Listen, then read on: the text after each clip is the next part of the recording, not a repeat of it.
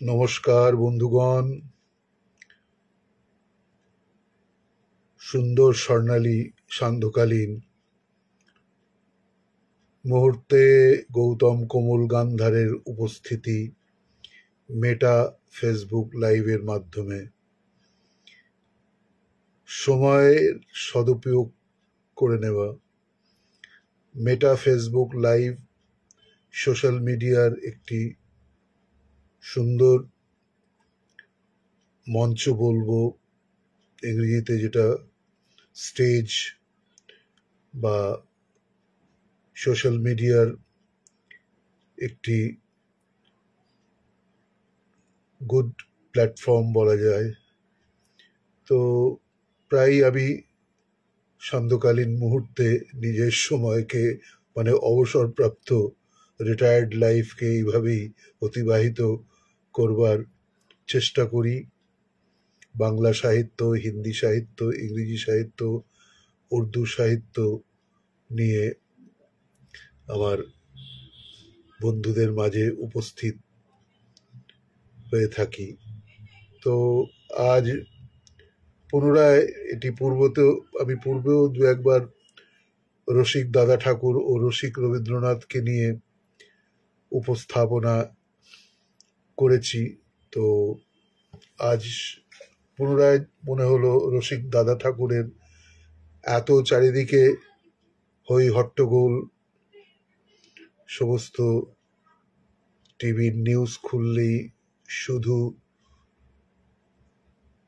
সংগ্রাম, মারপিট, এই সমস্ত সংবাদই এখন আসছে। তো আমাদের একটু হাসির প্রয়োজন রয়েছে। তাই এই সময়ের সদুপয়োগ রসিক দাদা ঠাকুর ও রসিক রবীন্দ্রনাথকে নিয়ে।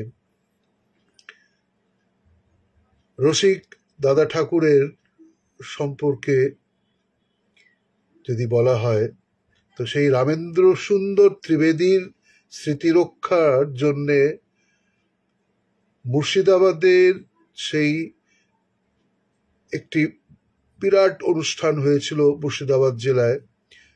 সেখানে সেই সময় সাহিত্য জগতের রথী, মহারথী, অর্ধরথী, এমনকি যারা রথে চড়তে প্রয়াসী সবাই উপস্থিত ছিলেন। সভাপতিত্ব করেন মহামহোপাধ্যায় হরপ্রসাদ শাস্ত্রী। এই প্রসঙ্গে একটু বলে রাখা প্রয়োজন, আমি গৌতম কোমল গান্ধার ওরফে গৌতম বন্দ্যোপাধ্যায়, আমরা সেই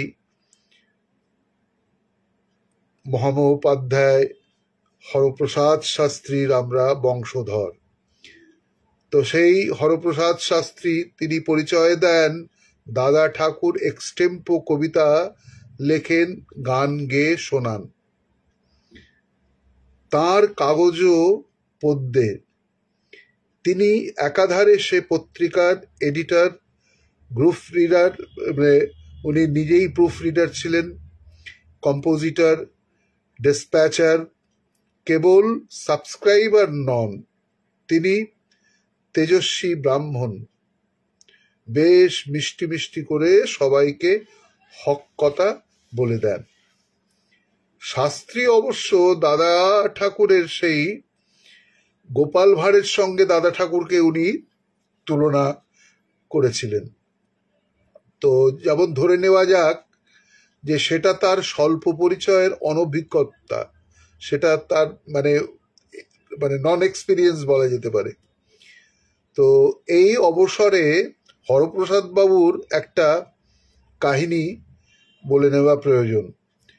বিদ্যাসাগর অসুস্থ, স্বাস্থ্য পরিবর্তনের জন্য ফরাসডাঙ্গায় গঙ্গার ধারে একটি বাড়িতে আছেন। হরপ্রসাদ বাবু নৌকোয় করে তাঁর সঙ্গে দেখা করতে এলেন। তিনি নৈহাটিতে বাড়ি করেছেন, বেশ খুশি হলেন। নৈহাটির গজা এবং রসমুন্ডি বিখ্যাত শুনে বললেন, আচ্ছা ঠিক আছে, তাই আনিস। বাড়ি ফিরেই তিনি অর্ডার দিলেন, পরের রবিবার গজা আর রসমুন্ডির হাঁড়ি নিয়ে হাজির হলেন। বিদ্যাসাগর চিকিৎসার জন্যে তখন কলকাতায় গিয়েছেন। তার ছোট জামাই শরৎ প্রথমেই মিষ্টির হাঁড়িটা নিয়ে অন্দরমহলে পাচার করে দিলেন। উদ্দেশ্য মহৎ। বললেন, বিদ্যাসাগর তো খান না, তিনি খাইয়েই খুশি। হরপ্রসাদ বাবু অবশ্য খুশি হতে পারেননি। মুর্শিদাবাদের অনুষ্ঠানের ভোজনের আয়োজনে এই মুহূর্তে সেই মুর্শিদাবাদ অনুষ্ঠানের ভোজনের আয়োজন, এবং মধ্যাহ্নে এক পক্ষ থালার পাশে 24টা বিভিন্ন খাবারের বাটি সাজালেন। সান্ধ্যভোজে দেখা গেল অন্য পক্ষের 48টা বাটির সমারোহ। লোকে ভেবেছিল যে পরদিন উদর মহাপ্রভুকে বিশ্রাম দেওয়া যাবে। সেদিন রাধাবল্লভজির ঠাকুরবাড়িতে নিরামিষই ব্যবস্থা। দাদা ঠাকুর খাবেন কি দেখেই তাঁর চক্ষু স্থির। খাবারের সঙ্গে 64 উপকরণ। খাবার সৌভাগ্য আর হলো কোথায়? চাকতে চাকতেই পেট ভরে গেল। দাদা ঠাকুর সেই ছত্রে লিখলেন, রকম রকম প্রসাদ চাটিনু, পুরিল না মোর আস। আয়োজন দেখি বলিনু ঠাকুর, দিনে কেন উপহাস। হিউমার, স্যাটায়ার এবং উইট ছিল তার জীবনের অঙ্গ। তার ক্ষুরধার বুদ্ধি, স্মৃতিশক্তি, প্রত্যুতপন্ন মতিত্ব তুলনাহীন। তার বৈশিষ্ট্য কথা নিয়ে সেই খেলা করা এবং কাদামাটির মতো তা ভাঙতেন, গড়তেন, সাজাতেন। বাংলা, ইংরেজি, হিন্দিতে তার সমান দক্ষতা। তিনি কি হিন্দি পড়েছেন? কি দরকার?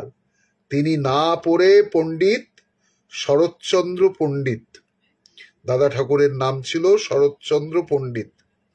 স্বাধীনতার পর ইংরাজির পরিভাষা হয় বাংলায়, তারপর হিন্দিতে রূপান্তরিত করা। ভাষাবিদ ও সুনীতি চট্টোপাধ্যায়কে দাদা ঠাকুর একদিন জিজ্ঞাসা করলেন, সরবরাহ বিভাগের কি হিন্দি হবে? অপেক্ষা না করে নিজেই উত্তর দিলেন, হট যাও শুয়ার বিভাগ। স্কুলে উৎসব হচ্ছে, ইন্সপেক্টর আসবে, তিনি বললেন স্কুলের শ্রাদ্ধ হচ্ছে। মাস্টারকে ধমক খেয়ে বললেন, এটা তো এডেড স্কুল, অর্থাৎ এ ডেড স্কুল। তিনি খালি পায়ে, খালি গায়ে, হাঁটুর ওপরে ধুতি পরে হিল্লি দিল্লি করেছেন। হেমেন্দ্রপ্রসাদ ঘোষের বাড়িতে কুকুরে কামড়ালো। অভিযোগ করায় হেমেন্দ্রপ্রসাদ বললেন, আমার কুকুর ভদ্রলোক চেনে, অন্য কাউকে তো আক্রমণ করেনি। দাদা ঠাকুর উত্তর দিলেন, তোমার কুকুর তো মনিবের মতো, সেও ব্রাহ্মণের পা ছাড়তে চায় না। ব্রাহ্মণীর চোখের অপারেশন হয়েছে, কলকাতায় ডাক্তারের কাছে নিয়ে যেতে হয়। দাদা ঠাকুর বললেন, আমি কানা, উনি কানি। দুজনে যখন হাত ধরে ধরে বাস থেকে নামি, লোকে কানাকানি করে। চৈতে গুরুর, মইতে শিষ্য। ভক্ত নলিনীরঞ্জন সরকারের চোখের অপারেশন হয়েছে। দাদা ঠাকুরেরও অপারেশনের দরকার, তাই সে সম্বন্ধে জানতে চান। চেলা জানালেন, তেমন কিছু নয়, পায়ে পচন ধরলে যেমন সেটা কেটে বাদ দিতে হয়, অনেকটাই সেই রকম। গুরুদেব বললেন, একদিক দিয়ে সেটা কিন্তু অনেক ভালো। কেন, মশা কামড়ায় না? মৃত্যুর মুখোমুখি পুত্রবধূ হরলিক্স খাওয়াচ্ছে। বললেন, চারিধারে লিক করছে, হরলিক্স আর কদিন ঠেকাবে? তারপর ডান হাতের বুড়ো আঙুল নেড়ে স্ত্রীকে বলেছিলেন, আর লিঙ্গার নয়, এবার ফিঙ্গার দেখাবে। দাদা ঠাকুরের রসের ভাণ্ডারের শেষ নেই। ভূমিকা পড়ে পাঠক নিশ্চয়ই তার আভাস পাবেন, যেরকম আমি পাচ্ছি এই দাদা ঠাকুরের, রসিক দাদা ঠাকুরের বই পাঠের মাধ্যমে। যে এবার দাদা ঠাকুরের যে সমস্ত রসরহস্যগুলো এক জায়গাতে দুই শরতে কোলাকুলি। তো কিরকম কোলাকুলি? শরৎচন্দ্র চট্টোপাধ্যায়ের জন্মতিথিতে সে সময় কলকাতা বেতার কেন্দ্রে তাকে সংবর্ধনা জানাতে হতো। অনুষ্ঠানের নাম ছিল শরৎ সর্বরী। নামকরা সাহিত্যিক এবং গণমান্য ব্যক্তিরা তাতে অংশগ্রহণ করতেন। এক বছর সে অনুষ্ঠানে দুই শরৎ উপস্থিত, কথা সাহিত্যিক শরৎচন্দ্র এবং শরৎচন্দ্র পণ্ডিত ওরফে দাদা ঠাকুর। একজন জিজ্ঞাসা করলেন, আপনাদের মধ্যে কে বড়? সাহিত্যিক শরৎচন্দ্র সত্যি বয়সে বড় ছিলেন, তিনি হয়তো তা ঠিক জানতেনও না, তবু একটু খোঁচা দেবার জন্য উত্তর দিলেন, আমি। সে অনুষ্ঠানে পৌরোহিত্য করেছিলেন জলধর সেন। সেখানে রাধারানী দেবী, নরেন্দ্রদেব, নাটোরের মহারাজা যোগীন্দ্রনাথ রায় ইত্যাদি অনেক বিশিষ্ট ব্যক্তি তাকে সংবর্ধনা জানান। একসময় মাইক ধরলেন শরৎচন্দ্র পণ্ডিত। তিনি বললেন, এখানে দুই শরৎ উপস্থিত। আজ যাকে অভ্যর্থনা জানানো হচ্ছে তিনি শরৎ, আমিও শরৎ। উনি দেশের মধ্যে অগ্রগণ্য ব্যক্তি, তাই ওর পূজা হচ্ছে। আমি নগণ্য ব্যক্তি, নামের মিল হলেই তারা এক পর্যায়ের মানুষ হয় না। কালী কথাটাই ধরা যাক, কত বৈচিত্র্য। মা কালী, দোয়াতের কালী, আবার জুতোর কালী। ভক্তরা মা কালীর পূজা করে। সরস্বতী পূজার দিন দোয়াতের কালীও ফুল দুর্বা পায়, কিন্তু জুতোর কালী পরের পদশোভা বর্ধন করেই তার আনন্দ। আমাদের দুই শরতের মধ্যেও বিপুল ব্যবধান। তিনি সকলের শ্রদ্ধাভাজন, তাই তো আজ আমরা মিলিত হয়েছি তাকে সংবর্ধনা জানাতে। তবু একটা কথা উল্লেখ করি, একটু আগে শরৎদা বললেন তিনি আমার চেয়ে বড়। সে বক্তব্যের প্রতিবাদ হওয়া উচিত। তিনি আমার চেয়ে বয়সে বড় তা অনস্বীকার্য। তিনি দেশের একজন গণমান্য ব্যক্তি, তাতে সন্দেহ নেই, কিন্তু দেশ শুদ্ধ লোক তাকে বড় বলে মানলেও তিনি ছোট। যারা দাদা ঠাকুরকে চেনেন বুঝলেন এটা নিশ্চয়ই কথার মার প্যাঁচ কিংবা কোনো হাস্যরসের রেসিপি, হেয়ালির হোলি খেলা। কিন্তু অনেকেই ক্ষুব্ধ। বেতারের লোকজনেরা অস্বস্তি বোধ করেন। দাদা ঠাকুর দেবাদিদেব স্বয়ং নারায়ণকে সাক্ষী মানবেন। দাদা ঠাকুর জোর দিয়েই বললেন তিনি প্রমাণ করবেন শরৎদা ছোট তো বটেই, এমনকি সবার চেয়ে ছোট। এবার গল্পের ঝাঁপি খুললেন। একদিন নারদ বৈকুণ্ঠে গিয়ে নারায়ণকে জিজ্ঞাসা করলেন, সবচেয়ে বড় কে? কেই বা সবার ছোট? নারায়ণ উত্তর দিলেন, সবচেয়ে ছোট আমি, আর নারদ তুমি সবার চেয়ে বড়। নারদের ঘোর আপত্তি, তা কি করে হয় প্রভু? নারায়ণ বললেন, এটা ঠিক, জল স্থল অন্তরিক্ষে আমি সবার স্রষ্টা, এই বিশ্বব্রহ্মাণ্ডের নিয়ন্ত্রা। সুতরাং তোমার মনে হতে পারে আমি সকলের বড়, আসলে তুমি আমার চেয়ে অনেক বড়। তারপর ধীরে ধীরে ব্যাখ্যা করলেন, তোমার হৃদয়ে আমার স্থান আধারের চেয়েও আধেও বড় হতে পারে না। ভক্তের হৃদয়ে আমার আসন, সেখানে আমি ছোট বই কি। শ্রদ্ধাভরা দৃষ্টিতে শরৎবাবুর দিকে চেয়ে বললেন, অগণিত ভক্তের হৃদয়ে শরৎদার আসন আজ সুপ্রতিষ্ঠিত, সেখানে তিনি ছোটই তো। স্বয়ং নারায়ণের নজির, এ কথা মানতেই হবে। বক্তৃতা শেষ হলে শরৎচন্দ্র তাকে বুকে জড়িয়ে ধরলেন। ছোট ছোট দাদা ঠাকুরের হাস্যরস। আরেকটি দেখুন, গুরুপাক। সেই গুরুপাক কিভাবে? রস সৃষ্টিতে প্রত্যুত্পন্ন মতিত্বে দাদা ঠাকুর চ্যাম্পিয়ন। কথার মার প্যাচে তিনি সবাইকে ধরাশায়ী করেছেন। যাকে বলে জিহ্বা বেয়ে, সেই জিভেতে তার সরস্বতী, এ একেবারেই তাই। হাসির সঙ্গে শ্লেষ তাকে তীক্ষ্ণ করত। কথার ইট ছুড়লে তার কাছে পাটকেল খেতেই হবে, এবং তা ছোটখাটো নয়, বেশ তাগড়াই। আর্থিক সঙ্গতির মাপকাঠিতে তাকে দরিদ্র বলা যায়, তবে অর্থের জন্য কোনো মাথা হেট করেননি, এবং বরং দারিদ্র্যকে অস্ত্র হিসেবে ব্যবহার করে বিরোধী পক্ষকে মোক্ষম খোঁচা দিয়েছেন। তৎসত্ত্বেও অনেক ধনীর সঙ্গে তার হৃদ্যতার সম্পর্ক। মোটর গাড়ি চড়িয়ে বড়লোকদের তুচ্ছ তাচ্ছিল্য করে বলেছেন, ওরা কর্তা নয়, কারকও নয়। ওদের ডেফিনিশন, ওরা বড়লোক, তবে an objective case governed by the preposition driver। প্রশ্ন, প্রিপোজিশন ড্রাইভার সেটা আবার কি বস্তু?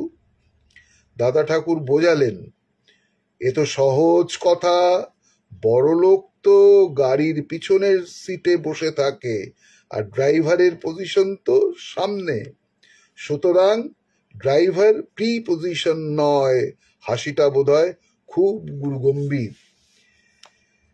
দাদা ঠাকুরের আরেকটি রসময়, ওরে আমার গাধু। নজরুলের সিদ্ধান্তে সজনীকান্ত দাশের কলমের খোঁচা সর্বজনবিদিত। নজরুলের গালি দিয়েই সাহিত্য জগতে তার অনুপ্রবেশ। তাকে উস্কে দিয়েছেন কবি তথা সমালোচক মোহিতলাল মজুমদার। অভিযোগ, তার এককালীন স্নেহধন্য নজরুল নাকি তার লেখা আমি প্রবন্ধের ভাবধারা নকল করে লিখেছেন বিদ্রোহী কবিতা। জগজম্প বাজল সজনীকান্তের শনিবারের চিঠিতে প্রকাশিত হলো বিদ্রোহী কবিতার প্যারোডি। তো কিরকম প্যারোডিটা হলো প্রকাশিত? আমি ব্যাং, মস্ত আমার ঠ্যাং, ভৈরব রবসে বর্ষা আসিলে ডাকি গ্যাঙর গ্যাং, আমি ব্যাং, দুইটি মাত্র ঠ্যাং। এই শনিবারের চিঠি একসময় নজরুলের নামকরণ করেছিল গাজী আব্বাস বিটকেল, তাকে নিয়ে কুম্ভীরাশ্রু বিসর্জন। ওরে ভাই গাজীরে, কোথা তুই আজিরে, কোথা তোর রসময়ী জ্বালাময়ী কবিতা।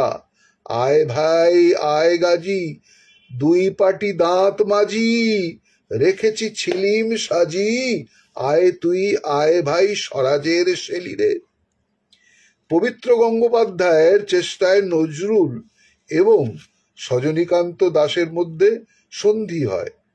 সেই মিলনের দৃশ্য সম্ভবত সজনীকান্তের লেখা। এক মজলিসে গান বাজনা চলেছে, পবিত্র ঠিক করলেন দুই রথীর দুই মেরুতে অবস্থান চলতে পারে না। সেই রাত্রে পড়িকি মরি করে ছুটলেন। পরবর্তী দৃশ্য, মাটিতে চাদর লুটোতে লুটোতে তাম্বুল রাগ, রক্তাধারকষ্ঠ বক্ষ। নজরুল এসে ঘরের মেঝেতে দাঁড়াতেই আসরের 5 জন মিলে জোর করে সজনীকে তুলে দাঁড় করালো। তারপর হুমদো হুমদো দুই পুরুষ রমণী সুলভ কোমল লবঙ্গলতা পদ্ধতিতে সেই প্রথম মিলন ঘটল। সদ্য পরিচয়ের আপনি আজ্ঞা সম্বোধন 8 ঘন্টায় চর করে তুই তুকারির বারোয়ারি মাঠে এসে নামলো। ব্যাকগ্রাউন্ডের কাহিনী কি একটু বড় হয়ে গেল? এবার দাদা ঠাকুরের হাসির হুল্লোড়। কিছুদিন বাদে দেখা গেল নজরুল এবং সজনীকান্ত এক আসরে আড্ডায় মশগুল। দাদা ঠাকুরের চোখ ট্যারা হয়ে যাবার দশা। সজনীকে জিজ্ঞাসা করলেন, হ্যাঁ রে, তুই তো নজরুলকে আগে গাধা বলে সম্বোধন করতিস, এখন কি আদর করে ডাকিস গাধু বলে? রমণীর সঙ্গে কে পাল্লা দেবে?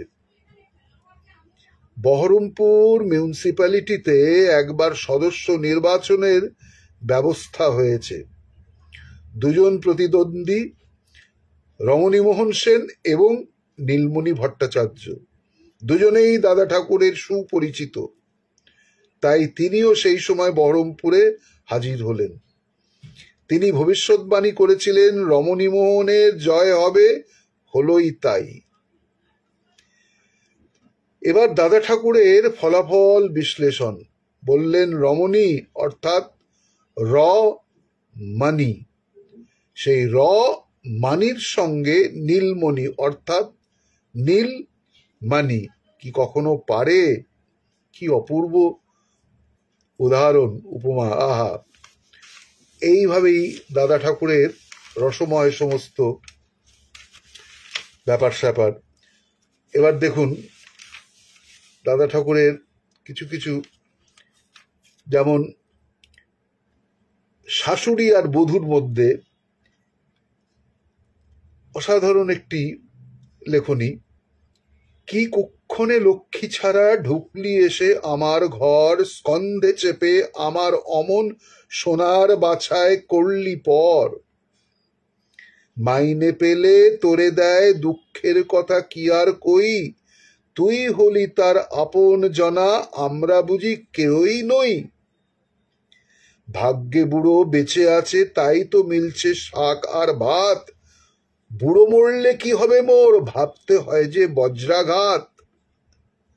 বুড়ো বুড়ির দিন দুঃখে যায়, বাড়ছে তোদের রঙ্গরস, হায় রে আমার বুকের বাছায় কি মন্তরে করলি বস। এবার বধূ বলছে, নিজের মন্দ নিজেই করেছ, ঝগড়ায় কোনো নাহিক ফল, কি আর হইবে বলো, মিছামিছি গোড়া কেটে দিয়ে আগায় জল। আতুর হইতে কলেজ খরচা হিসাব করিয়া 4,000 বাবার নিকট নিয়েছ গুনিয়া, পুত্রের দাবি কেন আবার? পর্বে পর্বে জুলুম করিয়া আদায় করেছ তত্ত্বটা, পুত্র বলিয়া তবে আর কেন রাখিতে চাহিছ সত্যটা? সাবধান বুড়ি, আমার সঙ্গে ঝগড়া এরূপ করো না আর, তোমার পুত্রে আইনত আমি খরিদ সূত্রে দখলিকার। শরৎচন্দ্র চট্টোপাধ্যায় তার বোন অনিলা দেবীর বাড়িতে মহিলাদের এক আসরে সেই বউ কাটকি শাশুড়ির গল্প বলেছিলেন। সেটা কি পক্ষপাত দুষ্ট? নিতান্ত একচোখেমি। সে কি বধূ নির্যাতনের এক দারুণ অভিজ্ঞতা। শরৎচন্দ্র তখন বাসা নিয়েছেন শিবপুরে। ঘটনার রঙ্গমঞ্চ তার পাশের বাড়ি। মধ্যে উঁচু পাঁচিল দিয়ে আড়াল করা, দেখা না গেলেও প্রাচীরভেদী বাক্যবাণের হাত থেকে নিষ্কৃতি নেই।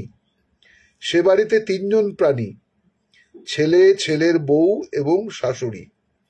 বউ টু শব্দটি পর্যন্ত করে না, আর শাশুড়ি তারস্বরে পাড়া মাতায় চিৎকার করে, ওরে আমার কি হবে রে, লক্ষ্মী ছাড়া হাড় হাবাতে বউ, আমার হাড় মাস ভাজা ভাজা করে খাবে, ডাইনি মাগি তোর কুড়িকেষ্ট মহা ব্যাধি হবে। মাগি যেন সাপের 5 পা দেখেছে, ভগবান নাও না কেন। সেই হাড় কখানা জুড়োয়, অথচ বউয়ের মুখে রা নেই ধৈর্যের পিলসুজ। রসিক শরৎচন্দ্রের পরিচয় তারপরে। ভোরবেলা শাশুড়ির সানকি ভাঙা গলার আওয়াজে তাঁর ঘুম ভেঙে গেল। ওই শাকচুন্নিকে দেখতেই হবে। কয়েকখানা ইট সাজিয়ে পাঁচিলের ওপর থেকে দেখলেন এক অভিনব দৃশ্য। দাওয়ায় বসে আছে অথর্ব শাশুড়ি। বোধহয় ইচ্ছা মতো নড়বার ক্ষমতা নেই, আর তার প্রিয় বৌমা মুড়ো ঝাঁটা দিয়ে উঠোন ঝাঁট দিচ্ছে। ঝাঁট দিতে দিতে মাঝে মাঝে শাশুড়ির মুখের কাছে এসে ঝাঁটা নেড়ে এমন অঙ্গভঙ্গি করছে, মনে হচ্ছে এই বুঝি কয়েক ঘা কষিয়ে দেয়। অথর্ব শাশুড়ির কিছু করার ক্ষমতা নেই, তাই গলা চড়িয়ে গালি দেয়। গলা ছাড়া কোনো অস্ত্র আর তার তুনে নেই।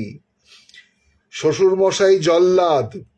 দাদা ঠাকুর অবশ্য সামঞ্জস্য রেখে দুপক্ষের হয়ে সওয়াল গেয়েছেন, যদিও শ্বশুর মশাইয়ের ওপর অভিযোগটা ভারী।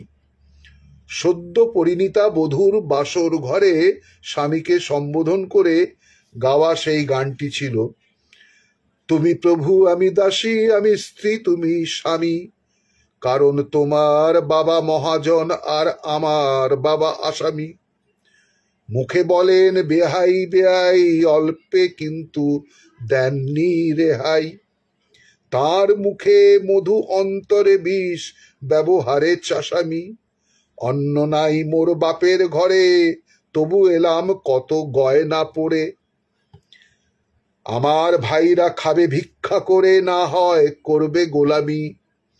পেয়েছিলে উচ্চ শিক্ষা শ্বশুরের করাতে ভিক্ষা, এই হৃদয়ের গর্ব করো, বলো এমএ বিএ পাস আমি। ছি ছি, পরের পয়সায় করবে ফুর্তি, শ্বশুরের কাছে কাবলি মূর্তি। আর মনিবের চরণ ধরে বলবে প্রভু দাস আমি। পরের অংশটি মারাত্মক। আমি কলির প্রহ্লাদ প্রভু, আমরা কলির প্রহ্লাদ, পিতৃশত্রু মোদের গুরু, আর আহ্লাদেই আহ্লাদ। পিতৃহন্তা আমার গুরু, আমার প্রেমের কল্পতরু।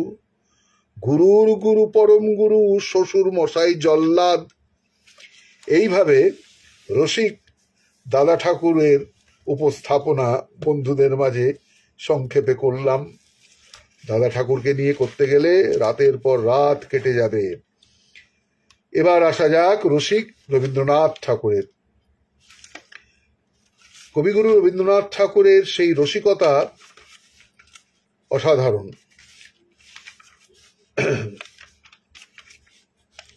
মঙ্গলাচরণে বলা হয় যে বনমালীকে সামনে রেখে নিশ্চয়ই কবি ভূতের মতন চেহারা বা নির্বোধ অতি সেই ঘোর লেখনী উনি লেখেননি। তবে ভৃত্য বনমালীর সঙ্গে কবির রসালাপ ঘটত। বনমালীর সঙ্গে কোনো সময় এক ম্যাথরের ভাব হয়, সে জাহাজে চাকরি করত। বনমালীকে তার বিশ্ব পরিক্রমার চটকদার কাহিনী শোনাত। বেচারা বনমালীর দৌড় বম্বে, তাই তার উচ্ছ্বাস চুপসে যেত। সে তার বাবুমশাইয়ের সঙ্গে কটা জায়গায় বা গিয়েছে, তাই কবির দরবারে বনমালীর অফুরন্ত আক্ষেপ। কবি বলতেন, তুই তাকে অনেক বড় বড় নাম বলতে পারতিস, যেমন বখতিয়ারপুর, উটকামন্ডু, বিজাখাপট্টম, বিজয়ওয়াড়া, এই সব জায়গার গালভরা নাম শুনলেই ও ভড়কে যেত। বনমালী খুদে খুদে দাঁত বের করে হাসতো আর বলতো, বাবু মশাইয়ের বলা নামগুলো বড় খটোমটো, কত বড় নাম তার মাথায় থাকবে না। কবি কৃত্রিম রাগ দেখিয়ে বলতেন, তা থাকবে না কেন? তবে যাও ওর কাছে বোকা বনে এসো, আর যাবার আগে আমার লাপকিনটা দিয়ে যাও, লাপকিনটা দিয়ে নাম্বার টেবিলটা একটু সরিয়ে দাও, তারপর সেই সানডের শিশিটা রাখো তার উপরে। বনমালীর ভাষা দিয়ে সেই বনমালীকে হাসান। বনমালীর গায়ের রং ছিল কুচকুচে কালো, তাই কবি তার নাম রেখেছিলেন নীলমণি। লীলমণি বলেও ডাকতেন, নীলমণি নাম আর লীলমণি বলেও ডাকতেন। বনমালীর বোম্বাই শহরে থাকার খুব শখ। তার ধারণা সেখানে থাকলে গায়ের রং চিকচিকে হয়। সে নাকি কয়েকবার বাবু মশায়ের সাথে গিয়ে তার প্রমাণ পেয়েছে। কবি একবার তাকে বলেছিলেন, চল আমরা বোম্বে গিয়ে থাকি। সে কথা শুনে বনমালীর খুশি আর ধরে না। কবি বলতেন, আচ্ছা বনমালী, তুই কি জানিস যে আমি একজন খুব বড় লোক? বনমালী বলতো, হ্যাঁ বাবু মশাই জানি। কবি, কিসে আমি বড় লোক বলতো? দ্বারকানাথের লাতি বলে। বনমালীর হাসি উপচে পড়তো, হাত কচলে বলতো, বলবো বলবো, বল না। আরো দু ঝলক হেসে বলতো, আপনি নেকার নেকার জোরে বড়লোক। বনমালী হাসতো, কবিও হাসতেন। সেই নোবেল প্রাইজের এবার একটু গল্পটাতে আসা যাক। প্রমথনাথ বিশি শান্তিনিকেতনে পড়তেন। পুজোর ছুটির পর আশ্রমে ফিরেছেন। বাড়ির জন্যে মনটা খারাপ, তার চেয়ে বড় কথা পরদিন থেকে ক্লাস, অথচ ছুটির হোম টাস্ক করা হয়নি। কিরকম অভ্যর্থনা ভাগ্যে জুটবে সেই আশঙ্কায় মনটা আরো ভেঙে পড়ে। ভাবছিলেন রাতের মধ্যে বন্যা, ভূমিকম্প, ঝঞ্ঝা, প্রলয় যা হোক, কিছু তো ঘটে যেতে পারে। সকালে আহারের ব্যবস্থা ভালোই হয়েছে। তার প্রিয় খাদ্য শীতের মুখে ওঠা সেই বেগুন গোল গোল করে ভাজা, তাও বিস্বাদ লাগে। হোম টাস্ক না করায় সেই শাস্তি ভোগ হয় কে জানে। সহসা দেখা গেল অজিত কুমার চক্রবর্তী রান্নাঘরে ঢুকে চিৎকার করে বলছেন, গুরুদেব নোবেল প্রাইজ পেয়েছেন। তার চলা সাধারণ চলা নয়, যেন নৃত্যের তালে তালে পা ফেলা। অজিতবাবু অল্পে খুশি হন। কাজেই সেই সন্নৃত্য ঘোষণা কোনো গভীর মূল্য নেই। ক্ষিতিমোহন সেন খুব গম্ভীর প্রকৃতির মানুষ, চলাফেরায় সংযত, তাকেও চঞ্চল দেখালো। ক্ষিতিমোহন মতো সেই জগদানন্দ বাবুও ছাত্রদের ত্রাসের প্রতীক। তিনি ঘোষণা করলেন 4 দিনের ছুটি। একবেলা ছুটির জন্যে কত কাঠখড় পোড়াতে হয়। একেবারে 4 দিন। হোম টাস্ক আপাতত শিখে তুলে রাখা যায়। 4 দিনের মতো ফাঁসির হুকুম মুকুব। তখন ছাত্রদের মধ্যে আলোচনা শুরু হলো, নোবেল প্রাইজটা কি বস্তু? একজন বলে, ওটা নোবেল প্রাইজ, গুরুদেব মহৎ কিনা তাই তাকে দেওয়া হবে। আর একজন বেশি সমঝদার, সে বোঝায় ওটা নোবেল প্রাইজ, গুরুদেব একটা নভেল লিখে পেয়েছেন। নোবেল বা নভেল যা হোক না কেন, পুরস্কারটা যে খুব উঁচু দরের সে বিষয়ে কোনো সন্দেহ থাকলো না। না হলে 4 দিনের ছুটি হতো না। পরদিন শুনলেন নোবেল প্রাইজের টাকার পরিমাণ 1,20,000। গুরুদেবকে কোনো কবিতার বই লেখার জন্য দেওয়া হয়েছে। টাকার পরিমাণ শুনে স্পষ্ট বুঝলেন গুরুদেব নমস্য মহাকবি। প্রমথনাথ তার সরস বিবরণ দিয়েছেন। একদিনে আশ্রমের চেহারা বদলে গেল। কোথায় গেল ক্লাসের নিয়মিত ঘন্টা? কোথায় গেল অধ্যাপকদের গম্ভীর চালচলন? স্নান আহারেও সময় গোলমাল হয়ে গেল। তারপর অতিথি অভ্যাগতদের সেই আশ্রম ভরে উঠল। কবিকে সংবর্ধনা জানাবার দিন ধার্য হলো 7ই অগ্রহায়ণ। এবার কবি সংবর্ধনাতে আসা যাক। নোবেল পুরস্কার পাওয়ার আগের একটা ছবি আঁকা হয়েছিল। রবীন্দ্রনাথ দেশের মানুষের কাছে তখনও স্বীকৃতি পাননি। একদল ভক্ত ছিল ঠিক, ভক্তদের সংখ্যা নিতান্ত কম নয়। হয়তোবা তাদেরই সংখ্যাধিক্য সেই বিজ্ঞজনেরাও গম্ভীরভাবে আলোচনা করতেন, রবীন্দ্রনাথ হেমচন্দ্র নবীনচন্দ্রের চেয়ে ছোট না বড়। কেউ বা বলতেন রবীন্দ্রনাথের চুটকি কবিতা কালের স্রোতে ভেসে যাবে। আবার মহাকাব্যের সাগরে এ তো সেই উপলক্ষ মাত্র। কবির এক ভক্ত কালীপ্রসন্ন কাব্য বিশারদ। রবীন্দ্রনাথের প্রতি তিনি অতি প্রসন্ন। কবি ছোটদের জন্য অনেক রঙ্গরসে ভরা কবিতা লিখতেন। এই ধরনের কবিতা সেই কোরীয় কোমল বইতে ছাপা হয়। ভাইজি ইন্দিরা দেবীকে লেখা একটা কবিতা এই রকম: তোদের ফেলে সারাটা দিন আছি এখন একরকম, খোপে বসে পায়রা যেমন করছি কেবল বকবকম বকবকম, আজকে নাকি মেঘ করেছে ঠেকছে কেমন ফাঁকা ফাঁকা, তাই খানিকটা ফসফসিয়ে বিদায় হলো রবি কাকা। কালীপ্রসন্ন এই কবিতার প্যারোডি করে রবীন্দ্রনাথকে সংবর্ধনা জানালেন। কি সংবর্ধনা? থাক থাক থাক পায়রা কবি, খোপের ভিতর থাক ঢাকা, তোর বকবকানি ফসফসানি তাও কবিত্বের ভাব মাখা, তাও ছাপালি গ্রন্থ হলো নগদ মূল্য 1 টাকা। সে প্রথম প্রকাশিত গীতাঞ্জলির দাম ছিল 1 টাকা। কবি শিলাইদহে নৌকোয় বাসা বেঁধেছেন, সেখান থেকে জমিদারি দেখেন এবং পুরো দমে সাহিত্য চর্চা করেন। সে সময় বন্ধুবর প্রিয়নাথ সেনকে লিখলেন, জলে বাসা বেঁধেছিলেম ডাঙায় বড় কিচিমিচি, সবাই গলা জাহির করে চেঁচায় কেবল মিছিমিছি, জানো তো ভাই আমি হচ্ছি জলচরের জাত, আপন মনে সাঁতরে বেড়াই ভাসি দিন রাত। কালীপ্রসন্ন কাব্য বিশারদ কোনো সুযোগ হাতছাড়া হতে দেবেন না। কোমর বেঁধে বসেছিলেন, এবার হাতের আস্তিন গোটালেন, বেধড়ক ঘুষি চালাবেন। তার নমুনা এরকম ছিল যে, মাছ সেজেছ বেশ করেছ জলচরের জাত, আর ভেসো না হবে কুপোকাত। সেই স্বাদ যাচ্ছে কবির, আহা মরে যাই, পায়রা ছিলে মাছ হয়েছ মারছ উড়ো ঘাই। কবি তুমি মানুষ বটে, হলে পায়রা মাছ, গেলে স্থলে শূন্যে জলে বাকি কেন গাছ।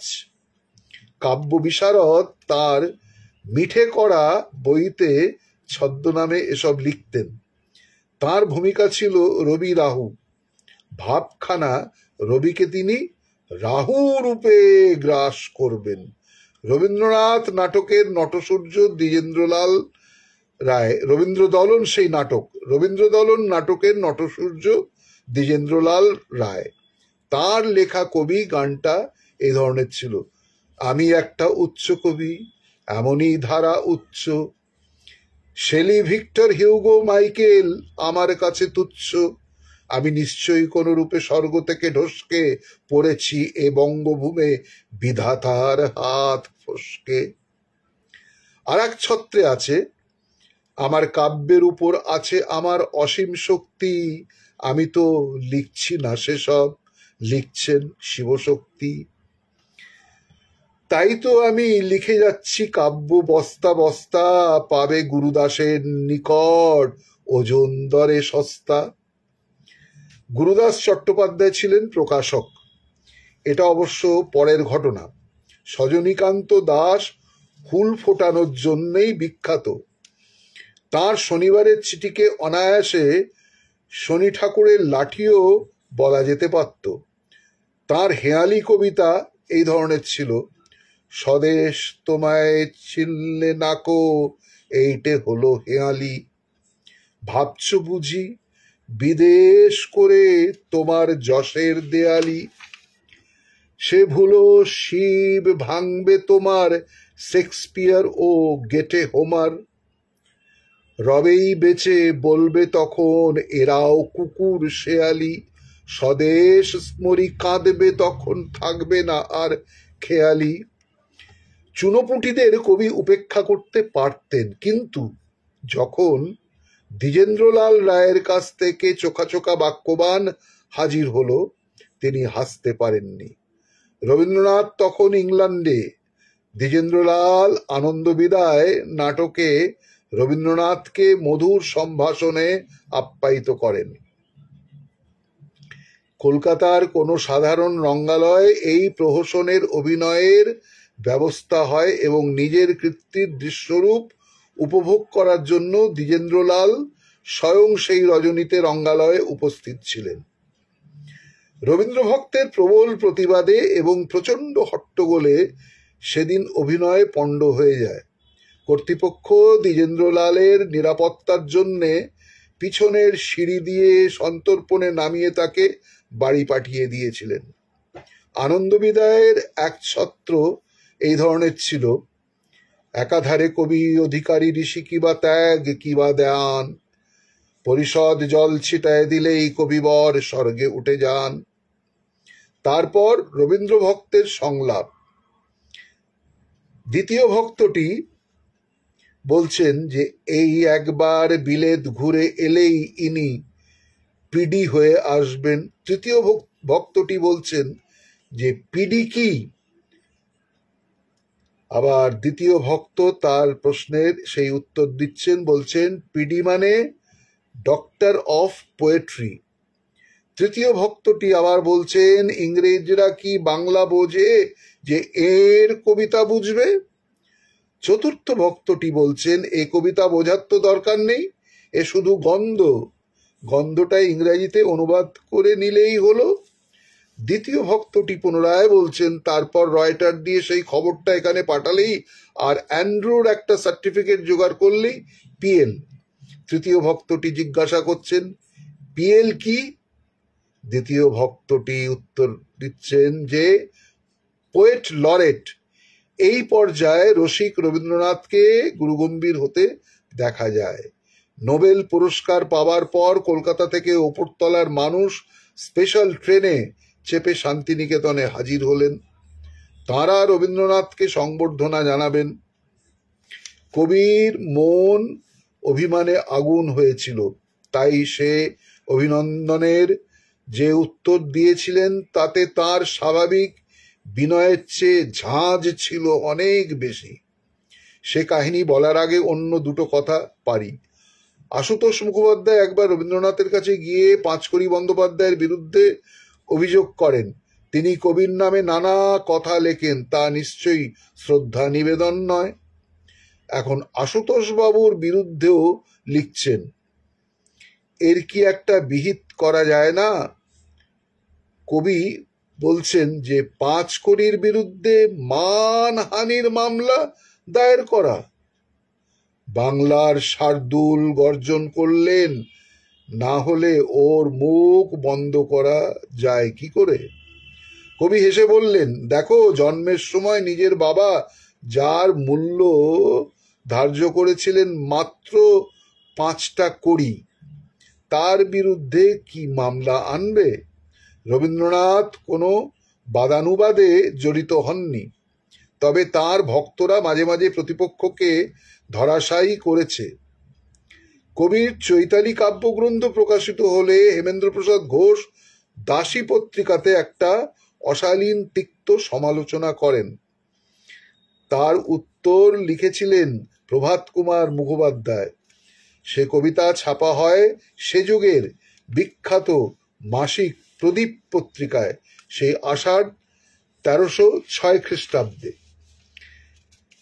আরেকটি রসময় লেখা একটি কুকুরের প্রতি। চিরদিন পৃথিবীতে আছিল প্রবাদ, কুকুর চিৎকার করে চন্দ্রোদয়ে দেখি, আজি এ কলির শেষে অপরূপ একই কুকুরের বতিভ্রম বিষম প্রমাদ। চিরদিন চন্দ্রপানে চাইয়া চাইয়া এতদিনে কুকুর কি হইল পাগল? ভাসিছে নবীন রবি নভ উজলিয়া, তাহে কেন কুকুরের পরাণ বিকল? নারিয়া লাঙ্গুল খানি ঊর্ধ্বপানে চাহি, ঘেউ ঘেউ ঘেউ ভেউ মোরে ফুকারিয়া। তবু তো রবির আলো ম্লান হলো নাহি, নাহি হলো অন্ধকার জগতের হিয়া। হে কুকুর, ঘোষ কেন আক্রোশ নিষ্ফল অতি ঊর্ধ্বে, পৌঁছে কি কণ্ঠ ক্ষীণ বল? রবীন্দ্রনাথের সঙ্গে নজরুলের পরিবেশটা একটা তুলনামূলক সেই ছবি আঁকা হয়েছিল। রবীন্দ্রনাথ তার নিজের বিরুদ্ধে লেখা রঙ্গরস উপেক্ষা করতে পারতেন, কিন্তু নজরুলের রক্ত গরম, সে তো সৈনিক, বিপ্লবী কবি। ইটের ঘা খেলে পাটকেল ছুড়বে, এটাই স্বাভাবিক। এমনকি কলমের খোঁচা খেয়ে লগুর নিয়ে তেড়ে যাবার আশ্বাস দিয়েছেন। এক এক সময় তরজার লড়াই বেশ জমে উঠত। ওরে ভাই গাজী রে বিদ্রোহী কবিতা ছাপা হতেই নজরুল তরতরিয়ে উঠে গেলেন সাহিত্যের ওপরতলায়। অন্য কবিরা শিং উঁচিয়ে তেড়ে এলো। রামা শ্যামাকে নিয়ে লোকের মাথা ব্যথা নেই যত আক্রোশ প্রতিভার ওপর গোলাম মুস্তাফা একখানা ইট ছুড়লেন। বিদ্রোহী কবিতার প্যারোডি করে লিখলেন, অগভীর সংযত করো সংহত করো উন্নত তব শির। বিদ্রোহী শুনে হাসি পায়, বাঁধন কারার কাঁদন কাঁদিয়া বিদ্রোহী হতে সাধ যায়। সে কি সাজে রে পাগল সাজে তোর, আপনার পায়ে দাঁড়াবার মতো কতটুকু তোর আছে জোর। নজরুল বোরের চালে কিস্তি মাত করলেন। দুটো লাইনই যথেষ্ট, গোলাম মুস্তাফা দিলাম ইস্তফা। মহিতলাল মজুমদার জাঁদরেল কবি, ডাক সাইটে পণ্ডিত, নজরুলের সঙ্গে তার পরম দোস্তি, কিন্তু সে হনিমুন বেশি দিন টেকেনি। গভীর হৃদ্যতা পাকাপাকি শত্রুতায় দাঁড়ালো। মহিতলালের অভিযোগ ভাবের ঘরে চুরি। তার আমি প্রবন্ধের মাল মশলা নিয়ে নজরুল বিদ্রোহী কবিতা লিখেছেন। এদিকে শনিবারের চিঠি বিদ্রোহী কবিতাকে ব্যঙ্গ করে লিখল, আমি ব্যাং লম্বা আমার ঠ্যাং, ভৈরব রবসে বর্ষা আসিলে ডাকি গ্যাঙর গ্যাং, আমি ব্যাং মস্ত আমার ঠ্যাং। আসলে কবিতাটা সজনীকান্ত দাশের, কিন্তু নজরুলের ধারণা হয় এর পিছনে নিশ্চয়ই মহিতলাল মজুমদারের কারসাজি। নজরুল বংশদণ্ড নিয়ে তারা করলেন কবিতার বংশদণ্ড। কিরকম? ওই শোনো আজ ঘরে ঘরে কত উঠিতেছে হাহাকার, ভূধর প্রমাণ উদরে তোমার এবার পরিবে মার। তোমার আটের বাঁশরীর সুরে মুগ্ধ হবে না এরা, প্রয়োজন বাঁশে তোমার আটের আটশালা হবে ন্যাড়া। শনিবারের চিঠি নজরুলের নামকরণ করল গাজী আব্বাস বিটকেল। তার শোকে কুম্ভীরাশ্রু বিসর্জন করা হলো। ওরে ভাই গাজী রে কোথা তুই আজি রে, কোথা তোর রসময়ী জ্বালাময়ী কবিতা, কোথা গিয়ে নিরিবিলি ঝোপে ঝাড়ে ডুব দিলি। তুই যে রে কাব্যের গগনের সবিতা, আয় ভাই আয় গাজী, দুই পাটি দাঁত মাজি রেখেছি ছিলিম সাজি, আয় তুই আয় ভাই স্বরাজের শেলিরে। শনিবারের চিঠিতে হাতে রবীন্দ্রনাথও বেকসুর খালাসের সার্টিফিকেট পাননি। এই কবিতাটি যেটি রসিক দাদা ঠাকুরের সেই একটি অনুষ্ঠানে তো ছিল এবং রসিক রবীন্দ্রনাথের এই ইয়েতেও রয়েছে। সেই ভেড়ার গোয়ালে আগুন লেগেছে বহিছে দারুণ হাওয়া, শুনি নাই কভু শুনি নাই হায় এমন বিকট গাওয়া। এইভাবে গুরুদেব রবীন্দ্রনাথ ঠাকুরের রসিকতা ও রসিক দাদা ঠাকুর শরৎচন্দ্র পণ্ডিত দুজনের সেই রসিকতা নিয়ে উপস্থাপনা, তাদের পাদপদ্মে প্রণাম জানিয়ে আজকের মেটা ফেসবুক লাইভ শেষ করছি এখানেই। আপনাদের শুভরাত্রি জানাই। ভালো থাকবেন, সুস্থ থাকবেন, আনন্দে আত্মহারা হয়ে সাহিত্য ও সঙ্গীতের মাঝে নিজেকে সময়ের সদুপযোগ, এই অবসর সময়গুলো সাহিত্য সঙ্গীত নিয়ে চর্চা করবেন, মন ভালো থাকবে। আর যত পারেন হেসে যান, আনন্দে থাকুন। বাবুই শুভরাত্রি।